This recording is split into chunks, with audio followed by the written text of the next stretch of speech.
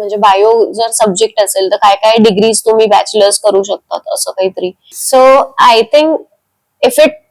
It is like 11th and 12th मध्ये तुम्ही फक्त PCB हा सब्जेक्ट ठेवत असाल आणि पुढे जर तुम्हाला काही बॅचलर्स डिग्रीज करायचे असतील जसं की BSc असेल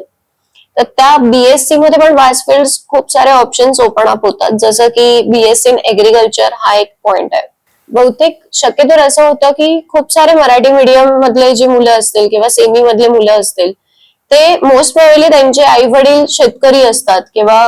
एखाद्या स्मॉल टाउन किंवा विलेजेस मधून आलेले असतात, तर त्यांना तो एक सपोर्ट असतो फॉर दॅट की त्यांच्याकडे शेती आहे पण मग त्याच्या रिगार्डिंग काही वेगळे टेक्नॉलॉजीज काय किंवा इतर एक्सप्लोअर त्यांना करता येतं, एग्रीकल्चर्स मध्ये रिसर्च करता येतं. सो तो एक फील्ड इंटरेस्टिंग आहे, ते लोक त्यासाठी पण करू शकतात.